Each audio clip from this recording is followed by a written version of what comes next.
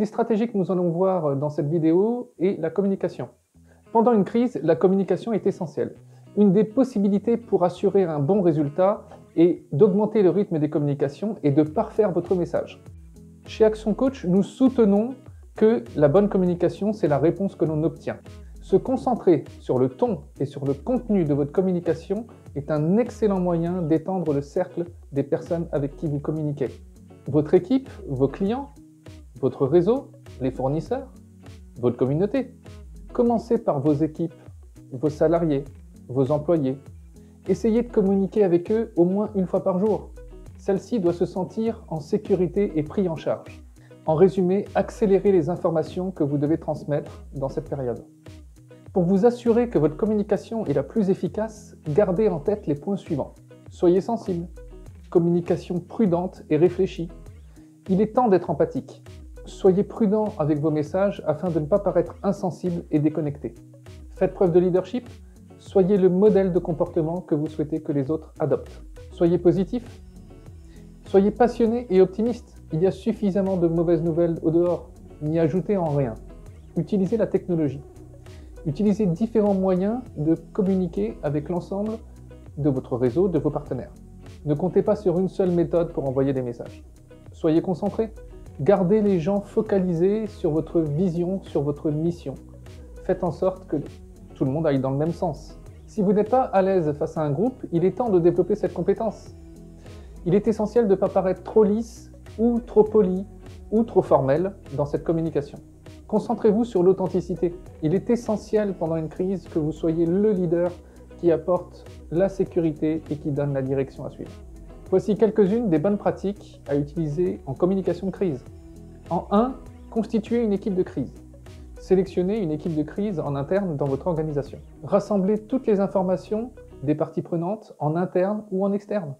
Assurez-vous que votre chaîne de commandement en matière de communication soit claire. Bonne pratique numéro 2, surveillez les médias et le flux d'informations. Configurez des alertes Google ou utilisez un service externe. Consultez les plateformes de médias sociaux et regardez les commentaires et les nouvelles transmises. Configurez des recherches par mots-clés pour des informations de crise spécifiques. Évaluez la crédibilité de la source et vérifiez les informations avant de faire toute déclaration. 3. Sélectionnez un porte-parole. Sélectionnez un porte-parole formé et bien préparé dans votre organisation pour qu'il puisse parler d'une voix unique. Veillez à ce que les déclarations préparées soient vérifiées par votre service juridique ou par une équipe des parties prenantes. Décidez de la manière dont les déclarations et les informations vont être diffusées. Sur quels canaux et surtout la fréquence des mises à jour. 4. Développez la teneur de vos messages. Soyez honnête, ouvert et transparent avec les faits. Concentrez-vous sur la communication des informations les plus factuelles et les plus pertinentes. Soyez empathique, engageant et éducatif. 5. Communiquez avec toutes les parties prenantes.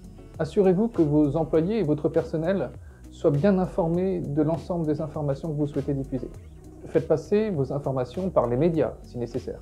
6. Préparez des livrables, le cas échéant. Préparez des communiqués de presse, des informations sur les réseaux sociaux ou des conférences de presse. Sélectionnez des canaux de distribution et préparez des contenus spécifiques selon ces canaux. Des PDF, des livres blancs, des blogs. Assurez-vous que toutes ces communications aient bien vos coordonnées pour le suivi. 7. Continuez à réévaluer et à surveiller. 8. Répondre aux critiques. Dites-vous que vous n'êtes pas vous-même la cible de la critique. Répondez factuellement aux commentaires agressifs. Considérez ces commentaires comme une étude de marché gratuite. Continuez d'énoncer clairement votre position. Les Chinois utilisent 2 symboles pour écrire le mot crise. Le premier veut dire danger, le second veut dire opportunité. En cas de crise, soyez conscient du danger, mais reconnaissez l'opportunité. Souvenez-vous, la panique et l'inquiétude n'aident jamais. Recherchez des petites victoires toutes les heures. Parfois, moins de nouvelles, c'est mieux, mais pas moins de communication. Soyez un leader pour vos collaborateurs. Restez dans la course. La santé mentale et physique doit être maintenue pour vous permettre d'être au mieux et d'être un meilleur leader. Faire de l'exercice, manger sainement, boire beaucoup d'eau pour bien rester hydraté reste essentiel pour vous maintenir dans la course. Rester mentalement fort est un défi pendant toute crise. Mais lorsque l'isolement fait partie des conditions de travail, il peut être difficile de rester concentré et d'être aguerri, et donc de repousser la dépression, la crainte. Pour rester concentré, continuez. Ne vous laissez pas entraîner par la négativité. Trouvez des moyens de débrancher, de vous aérer.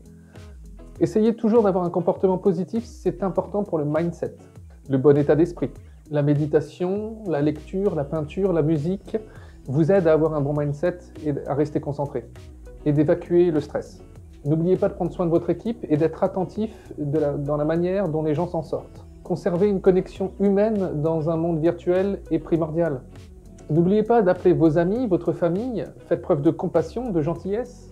En effet, il n'y a pas de meilleur remède qu'un sourire, qu'un geste sympathique dans une période comme celle-ci. C'est le meilleur moyen de répandre l'espoir et non pas la peur. Pour terminer cette première stratégie sur les 10 que nous allons vous proposer, une citation qui est une citation de Henry Ford et qui dit que l'enthousiasme est la base de tout progrès. Si cette vidéo vous a été utile, n'hésitez pas à vous abonner et je vous dis à très bientôt.